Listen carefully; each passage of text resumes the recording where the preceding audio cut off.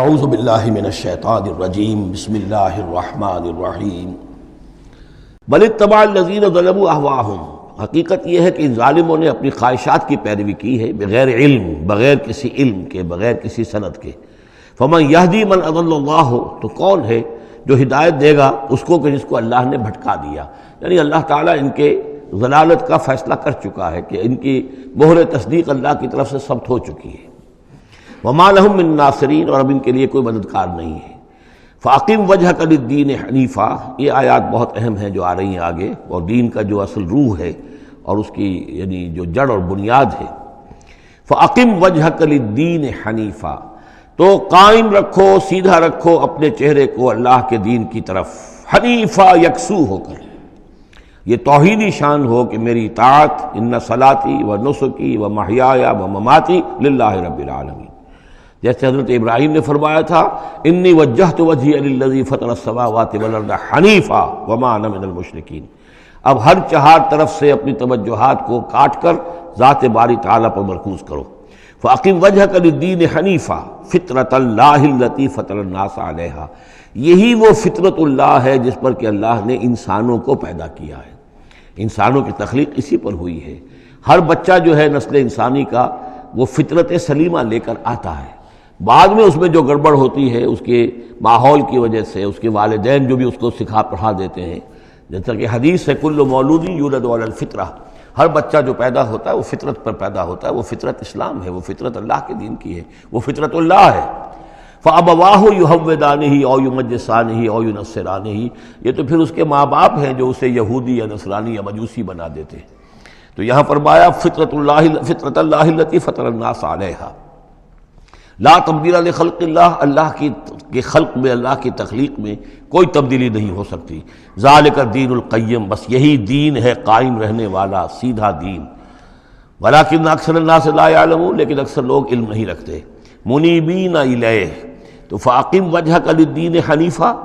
اسی کے ساتھ کنٹینویشن سمجھیے، منیبین الیہ، اور چونکہ پہلے واحد کے صیغے میں تھا تو حضور سے خطاب تھا، لیکن جیسا کہ میں نے آپ کو بتایا ہے کہ حضور سے خطاب بھی ہوتا ہے ان مکی صورتوں میں، تو گویا کہ امت سے ہو رہا ہے، تو یہاں وہ جمع کا صیغہ ہو گیا کہ اپنے چہرے اللہ کے دین کی طرف یکسو ہو کر سیدھے کر لو، منیبین الیہ، اسی کی طرف رجوع کرتے ہوئے، واتقوہ، اور اس سے ڈرو، وَأَقِیمُوا الصَّلَاةَ وَلَا تَکُونُوا مِنَ الْمُشْرِکِینَ، اور نماز قائم کرو، اور دیکھو مشرکین میں سے نہ ہونا، مِنَ الَّذِينَ فَرَّقُوا دِینَهُمْ، جنہوں نے اپنے دین کو پھاڑ ڈالا۔ فرق جو ہے کاٹ دینا، توڑ دینا،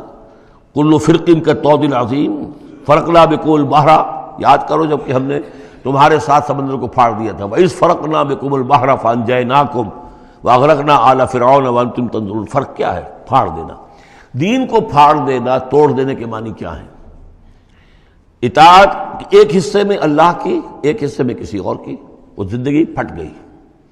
اب یہ زندگی منتشر ہو گئی، اطاعت آپ کی منتشر ہو گئی۔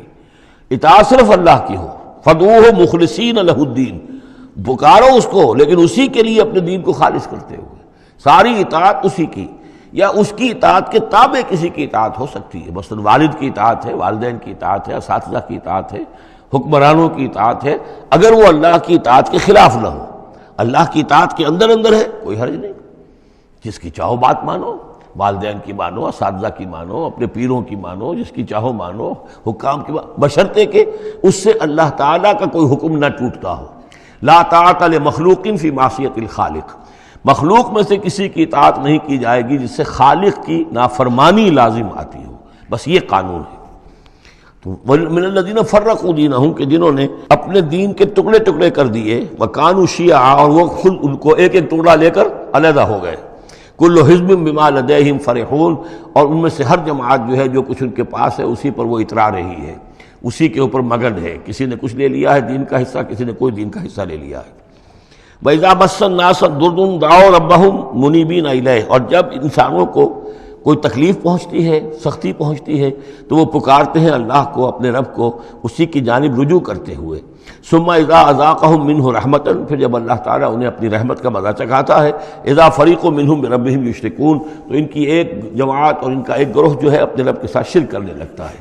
لیکفروا بما آتیناکم، تاکہ کفر کریں ان چیزوں کے ساتھ جو ہم نے انہیں دی ہیں،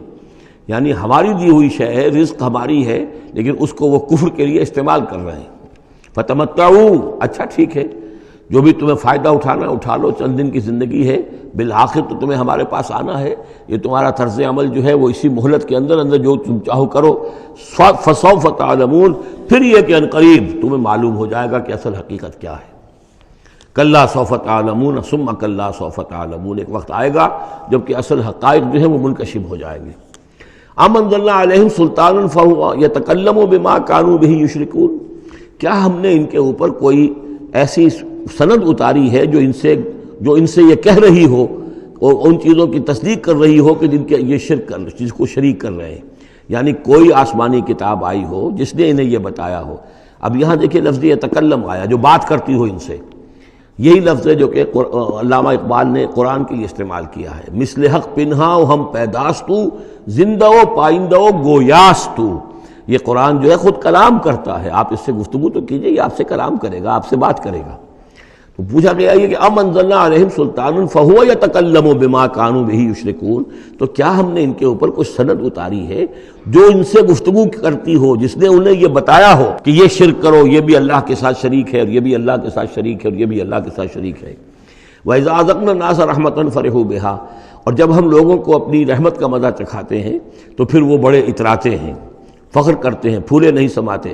وَإِن تُصِبْهُمْ سَيِّئَةٌ، اور اگر کہیں کوئی تکلیف آ جاتی ہے، مصیبت آ جاتی ہے، بما قدمت ایدیہم، اور وہ آتی بھی ہے ان کے اپنے ہاتھوں کے کرتوتوں کے باعث، جو ان کے ہاتھوں نے آگے بھیجا ہوتا ہے، اذا ہم یقنطون، تو وہ بالکل مایوس ہو جاتے ہیں، ان کی اور آس توڑ کر بیٹھ جاتے ہیں، ان کی کمر ٹوٹ جاتی ہے۔ اولم یروا ان اللہ یبسط الرزق لمن یشاء ویقدر، کیا وہ دیکھتے نہیں ہیں کہ اللہ تعالیٰ ہی ہے کہ جو رزق کو کھول دیتا ہے، پھیلا دیتا ہے، کشادہ کر دیتا ہے جس کے لیے چاہتا ہے، ویقدر، اور ماپ تول کر دینے لگتا ہے، راشننگ کر دیتا ہے، یعنی تھوڑا تھوڑا دیتا ہے جس کو چاہتا ہے۔ ان فی ذلک لآیات لقوم یؤمنون، یقیناً اس میں نشانیاں ہیں ان لوگوں کے لیے جو مانتے ہیں، جو ماننے والے ہیں، جو یقین کرنا چاہیں۔ فآت ذی القربى حقہ، تو اپنے قرابت دار کو اس کا حق ادا کرو، والمسکین، اور مسکین کو بھی، وابن السبیل، اور مسافر کو بھی۔ ذالک خیر للذین یریدون وجہ اللہ، یہی بہتر روش ہے ان لوگوں کے حق میں جو اللہ کی رضا چاہتے ہیں، اللہ کا چہرے کے طالب ہیں۔ وَأُولَٰئِکَ هُمُ الْمُفْلِحُونَ، اور یقین یہی لوگ ہیں کہ جو فلاح پانے والے ہیں۔